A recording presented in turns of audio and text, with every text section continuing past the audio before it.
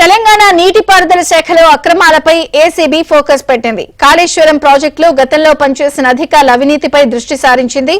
ఇప్పటికే కాళేశ్వరం మాజీ ENC Hariram, EE నూనె శ్రీధర్ ను అరెస్ట్ చేసిన ఏసీబీ మాజీ ఈఎన్సీ మురళీధర్ రావును ఇంట్లో సోదాలు జరుపుతోంది. హైదరాబాద్, కరీంనగర్, జహీరాబాద్ ప్రాంతాల్లో 10 చోట్ల కుటుంబ సభ్యులు, బంధువుల ఇళ్లలో తనిఖీలు చేపట్టింది. ఇటీవల హరిరామ్, నూనె శ్రీధర్ ఇళ్లలో చేపట్టిన సోదాల్లో వందల కోట్ల అక్రమాస్తులను ఏసీబీ గుర్తించింది.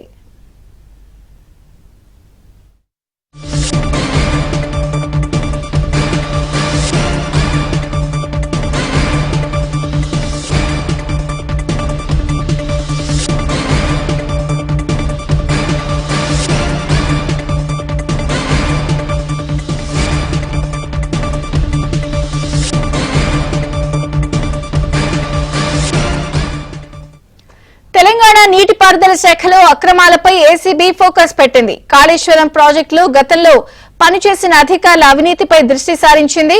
ఇప్పటికే కాళేశ్వరం మాజీ ఈఎన్సీ హరిరామ్, ఈఏ నూనె శ్రీధర్ ను అరెస్ట్ చేసిన ఏసీబీ మాజీ ఈఎన్సీ మురళీధర్ రావును ఇంట్లో సోదాలు జరుపుతోంది. హైదరాబాద్, కరీంనగర్, జహీరాబాద్ ప్రాంతాల్లో 10 చోట్ల కుటుంబ సభ్యులు, బంధువుల ఇళ్లలో తనిఖీలు చేపట్టింది. ఇటీవల హరిరామ్, నూనె శ్రీధర్ ఇళ్లలో చేపట్టిన సోదాల్లో వందల కోట్ల రూపాయల అక్రమాస్తులను ఏసీబీ గుర్తించింది.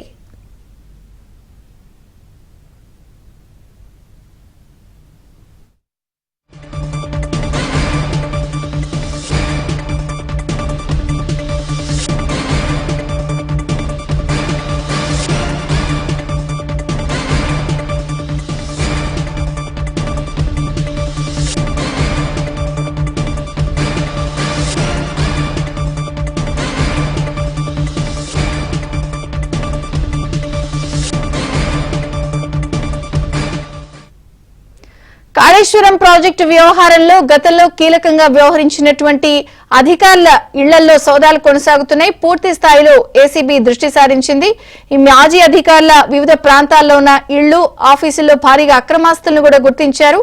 పూర్తి వివరాలు శశి అందిస్తారు. శశి, ఇరిగేషన్ శాఖలో అవినీతి అధికారుల భరతం పడుతుంది ఏసీబీ. ఇప్పటికే ఈ ఇరిగేషన్ డిపార్ట్మెంట్లో ఈఎన్సీ హరిరామ్తో పాటు ఆ తర్వాత ఎగ్జిక్యూటివ్ ఇంజనీర్గా పనిచేసినటువంటి నూనె శ్రీధర్ మీద ఏసీబీ అధికారులు కొరడా జులిపించారు. ఆదాయానికి మించిన అక్రమ కేసులకు సంబంధించినటువంటి కేసులు నమోదు చేసి వారిని రిమాండ్కు తరలించినటువంటి సందర్భం ఉంది.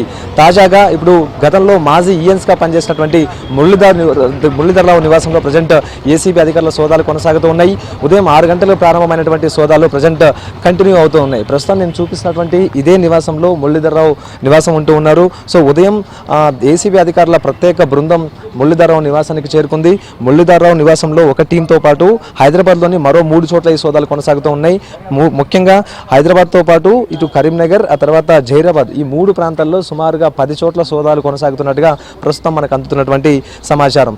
ఇరిగేషన్ శాఖలో ఈఎన్సీగా పనిచేసినటువంటి మురళీధర్ రావు అక్రమ ఆస్తులు భారీగా కూడబెట్టారంటూ కూడా ఏసీబీ అధికారుల వద్ద ప్రస్తుతం సమాచారం ఉంది. అందుకు అనుగుణంగానే ప్రజెంట్ ఈ సోదాలు కొనసాగిస్తూ ఉన్నారు. వాస్తవానికి ఈఎన్సీగా ఉమ్మడి రాష్ట్రంలోనే ఆయన పదవి విరమణ పొందారు. సో అయినప్పటికీ కూడాను 13 ఏళ్ల పాటు ఆయన మళ్ళీ తన పదవీ కాలాన్ని పొడిగించుకున్నటువంటి సందర్భం ఉంది. అయితే గతంలో బీఆర్ఎస్ ప్రభుత్వంలో ఆయన ఇరిగేషన్ ప్రాజెక్టులో కీలకంగా వ్యవహరించడంతో పాటు పెద్ద ఎత్తున కూడా అక్రమాలకు పాల్పడినట్టుగా ఏసీబీ అధికారుల వద్ద ప్రజెంట్ సమాచారం ఉంది. ఇదే కాకుండా ఈ మేడిగడ్డకు సంబంధించినటువంటి అంశాల మీద ప్రజెంట్ ఇప్పుడు విజిలెన్స్ సంబంధించినటువంటి ఎంక్వైరీ నడిచింది. అందుకు సంబంధించినటువంటి రిపోర్ట్ సబ్మిట్ చేసిన తర్వాత అందులో అక్రమాలు, అవకతవకలు జరిగాయంటూ కూడా విజిలెన్స్ అధికారులు తేల్చిన తర్వాత సుమారుగా 17 మందికి ఇరిగేషన్ సంబంధించినటువంటి అధికారుల మీద క్రిమినల్ చర్యలకు ప్రతిపాదించింది. ఈ 17 మందిలో మురళీధర్ రావు కూడా ఉన్నట్టుగా ప్రస్తుతం మనకు అందుతున్నటువంటి సమాచారం. అలాగే ఇప్పటికే మేడిగడ్డలో జరిగినటువంటి అవినీతి మీద, ఆ తర్వాత కాళేశ్వరంలో జరిగినటువంటి అవినీతి మీద ఇప్పటికే జస్టిస్ ఘోష్ కమిషన్ ప్రజెంట్ దర్యాప్తు కొనసాగిస్తూ ఉంది.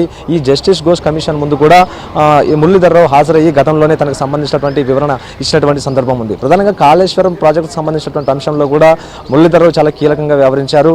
కాళేశ్వరం ప్రాజెక్టులో అందుకు సంబంధించినటువంటి సబ్ కాంట్రాక్టులు అక్రమంగా తనకు సంబంధించిన వారికి అక్రమంగా కట్టబెట్టడంతో పాటు అందు నుంచి పెద్ద ఎత్తున లబ్ధి పొందారనేటటువంటి ఆరోపణలు కూడా ఉన్నాయి. ఇదే కాకుండా ఇప్పటికే ఈ ఇరిగేషన్ విభాగంలో అరెస్ట్ అయినటువంటి ఈఎన్సీ హరిరామ్తో పాటు నూనె శ్రీధర్ని ఇటు ఏసీబీ అధికారుల కస్టడీలోకి తీసుకుని విచారించినప్పుడు వారి వద్ద నుంచి సమాచారం సేకరించినప్పుడు ఇటు మురళీధర్ రావుకు సంబంధించినటువంటి పాత్ర కూడా వెలుగు చూసినట్టు తెలుస్తోంది. అయితే ఈ ఈఎన్సీ హరిరామ్, ఆ తర్వాత నూనె శ్రీధర్ ఇద్దరు కూడా ఇరిగేషన్ సంబంధించినటువంటి అనుమతులు ఇచ్చేటప్పుడు కావచ్చు, కావచ్చు, కాంట్రాక్ట్లను ఇతరులు కట్టబెట్టేటటువంటి సమయంలో కావచ్చు, నిబంధనల విరుద్ధంగా వీరంతా కూడా పనిచేసినట్టుగా తెలుస్తుంది. సో ఇదే సందర్భంలో ఎవరు ఆదేశాలు ఇస్తే ఇవన్నీ చేశారంటూ కూడా ఏసీబీ అధికారులు ప్రశ్నించినటువంటి నేపథ్యంలో మురళీధర్రావుకు సంబంధించినటువంటి పాత్ర కూడా వెలుగు చూసినట్టుగా తెలిసింది. సో అప్పటి నుంచి కూడా ఏసీబీ అధికారులు మురళీధర్రావుపై ప్రత్యేకమైనటువంటి నిఘా ఉంచారు. సో అందులో భాగంగానే ఆదాయానికి మించినటువంటి అక్రమ ఆస్తులు కూడబెట్టారంటూ కూడా ఇప్పటికే నిర్ధారణకు వచ్చిన తర్వాత సోదాలు కంటిన్యూ చేస్తూ ఉన్నారు. ప్రధానంగా 3 చోట్ల అంటే హైదరాబాద్తో పాటు జైరాబాద్, ఆ తర్వాత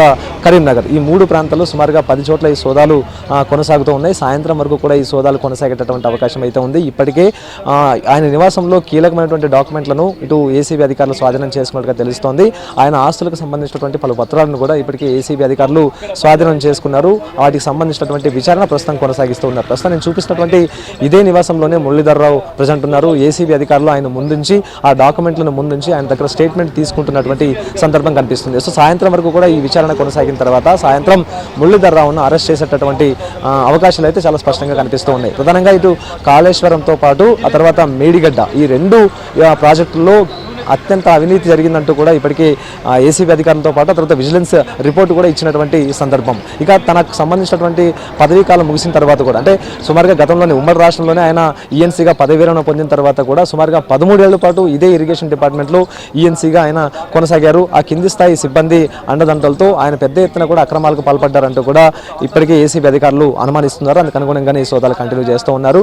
సో మొత్తానికి ఈ మేడిగడ్డ వ్యవహారంతో పాటు కాళేశ్వరం వ్యవహారమే ఈ అంశంలో చాలా కీలకంగా ఉంది. విజయచంద్రిక. Thank you Shashi.